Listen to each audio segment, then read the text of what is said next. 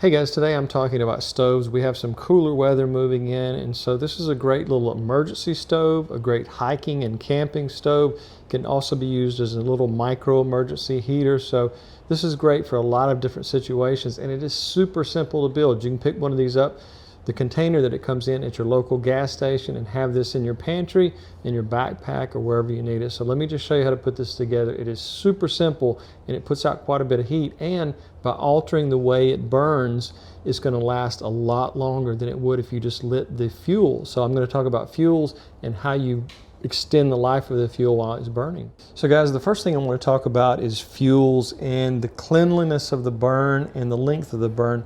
First of all, 70% alcohol is what most people have in their pantry, and so you're going to have this a lot around most people's homes, but the 70% is not going to burn clean, and it's not going to burn as long as something such as a 91% alcohol. So the cleanliness of burn is going to be more in a 91%, but the ultimate fuel, I think, for any of these stoves is this right here, denatured alcohol. And it specifically says, if you look on the label, marine stoves and alcohol burning appliances. So this is the best thing you can get. Having a small can of this around your emergency fuel supply is a great idea. Also having it in a smaller container in your backpack on a hiking or camping trip is a great idea. If you have enough room, you could put this in a camper and you'd have a great way to do any kind of emergency burn if you needed to. So anyways, this is fuels that I would recommend, but I would lean much more towards the denatured alcohol to begin with. Now the next thing I would recommend getting is this plumber's felt.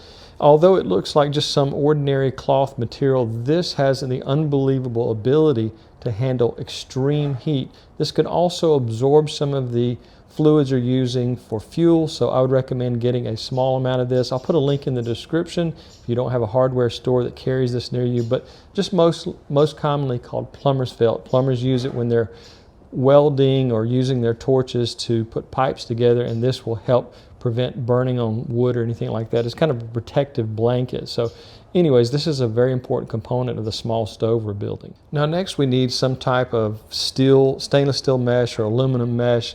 And so this right here I had around the greenhouse, a little bit harder to cut. I'll put a link in the description if you'd like stainless steel. Second, I have a smaller mesh that has a much finer, I guess you'd call that the size of it, maybe less than a millimeter, maybe half a millimeter in size, but a lot of different sizes. This one's quite a bit larger, but the purpose of this is so some of our material we're using in this small stove won't fall out. But what I'm choosing to use is this aluminum window screen. It's very common and it's really easy to work with because you can cut it commonly with a pair of scissors. So I'm going to opt for this, but you can use any of those. Links in the description to each one of these. But most of the time you're going to find these just at any hardware store. But if you'd like the convenience of ordering it online, you can do that as well by clicking on those links. Now we're just using an ordinary Altoids mint tin, and you can use any kind of tin you have, whether it's a screw-on lid or whatever, but I find that these work great. Fits easily in a backpack or even a pocket. You can store it away for emergency uses. You could cook on a stove or inside of a sink. So it's great. If you're using the denatured alcohol, you're going to put minimal toxins into the air, so I would still recommend having a good smoke detector, carbon monoxide detector, and a fire extinguisher. But this would be great if you had a power outage and you didn't have any way to cook. This would be excellent. So what we're going to do with this stainless steel screen, we're going to get our scissors and we're going to cut very close. We're going to leave about maybe about a ½ inch all the way around. Hoping you can see that there. I've already cut it down to a smaller size, but I just want to get it just right. And let's see, we're going to cut all the way around.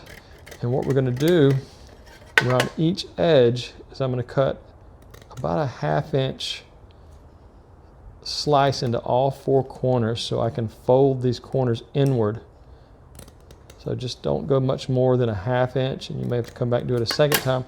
We're going to fit this directly into the canister, but what we want to do is we want to fold those edges like that, so that makes it easier to get in there. You can work with this pretty easy because this window screen is quite easy to work with.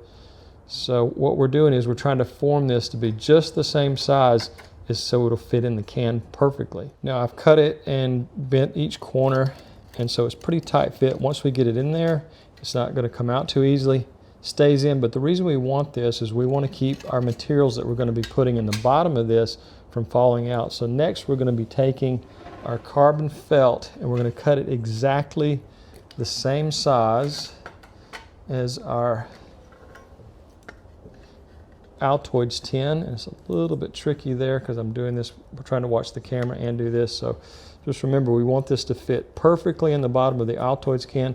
You might have to have a razor blade, but I'm going to try to do it with these rather dull scissors. All right, it's going across there, and sometimes just pulling it a little bit makes it a little bit easier to cut. So we're making that perfectly where it will fit in the base. And it's okay if it kind of wraps up around the edges a little bit, but we want to make sure that it's not too big. And the plumber's felt, we want it to stay in place, but this will absorb a lot of our fuel. We don't have to worry about this ever burning up. I think the maximum temperature on this particular one is something like over 2,000 degrees, so it won't burn. And you might have, when you first light it, you might have just a little bit of smoke come off of it. So as you can see there, perfect fit in there. You can stretch it a little bit so it covers the entire base. And there's one more thing we're going to add to this that will slow the burn down where it doesn't burn up immediately. So we've got our not stainless steel mesh, but this is our aluminum window screen. We have our plumber's felt, and there's another item we're going to add to this. Now the next thing we're using, and this will help the fuel burn slower, it will absorb the fuel. This is called perlite, very commonly used in the gardening world. You can get this at any garden center. I'll put a link if you want to order it online, but we want to put some perlite in there. We don't want to overfill, but just we want to fill it to where we can put our screen on top of this. So just kind of spread it out. This is going to slow the burn. It's going to absorb a lot of the fuel, and then it will slow it and it will burn longer. So just carefully put your screen mesh in there, push it on top, and that's going to keep the perlite from falling out. Now there's one more thing you can add right here to the center that will prolong the burn, so you can have up to maybe over 30-45 minutes of burn time depending on the purity of your fuel. That's a very common question I often get. But remember, we want everything to be in there so it doesn't spill out easy. Of course, you want to fill it once you get to wherever you're going. If you're hiking or camping, you don't want to have a lot of fuel in here because it can spill out of these hinges here. You could put some metallic tape on there to keep that from spilling out, but I just like to fill it once I get to where I'm ready to actually light it. Now next, I'm going to take this just ordinary pie pan. I'm going to cut out a sliver that'll go around the edges and leave about 1/4 of an inch all the way around. So we'll have flame coming out around the edges, and our centerpiece will help slow the burn a little bit so it doesn't burn the fuel quite so quickly. So I think this is going to really help a lot. I've done this with one other stove, and so restricting the burn area really makes the fuel last longer. So we're going to cut this out and put it right in that center area there.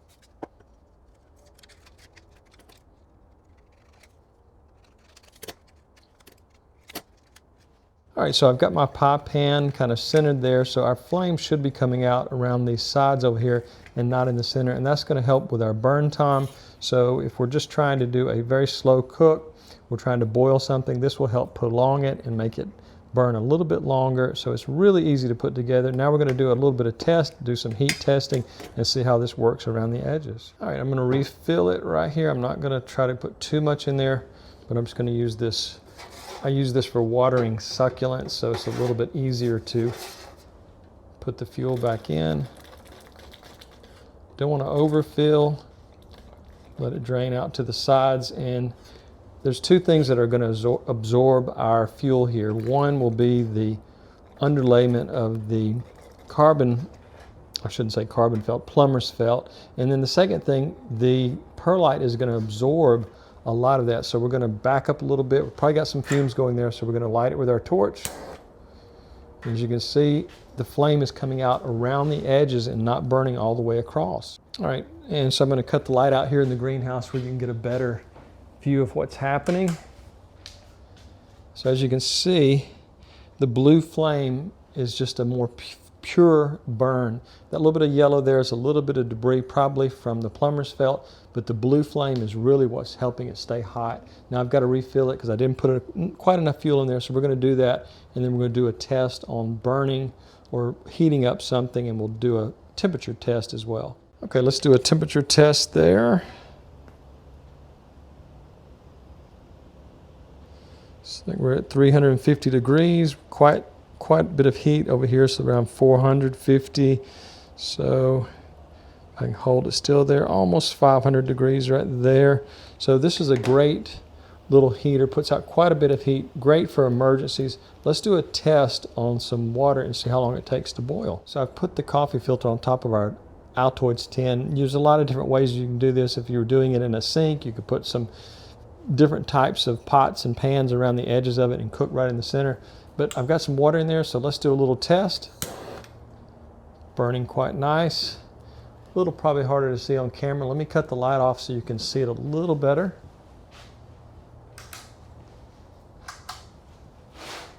So as you can see, it's putting out quite a bit of heat. And let's see if our water's boiling.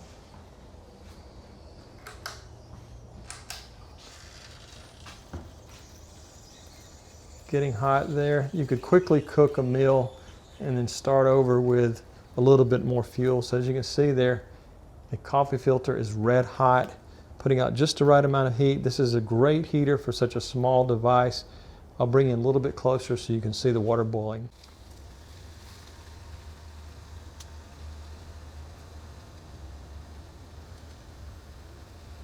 So I'm trying to bring in as close as possible without getting the camera too hot. But as you can see, the coffee filter is red hot. So having one of those makes it a little bit easier. You could heat up some cooking ware, camping cookware, or if you're in the kitchen sink or on your stove during a power outage, you could do the same thing. Let's cut the light out one more time and you can see a little bit better is how hot this device really gets.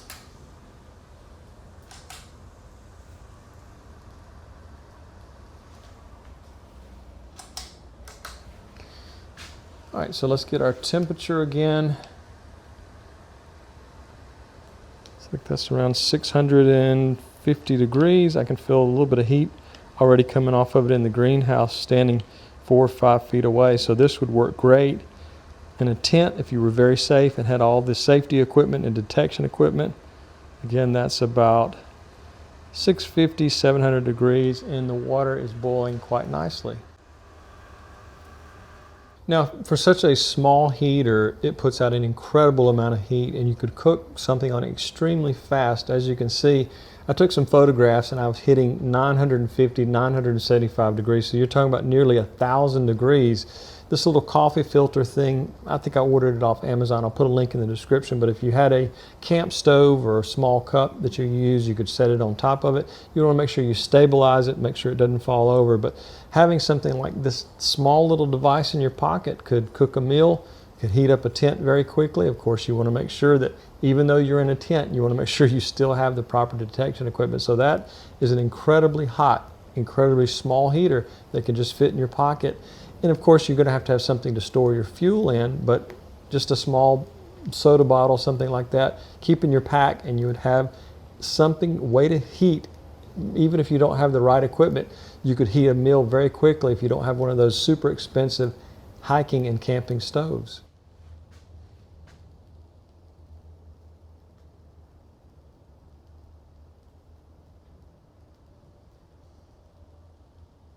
So guys, it's been burning for a solid 20 minutes and it's really hot. You could easily cook at least one meal on it, possibly two on a camping trip, or in an emergency you could use that.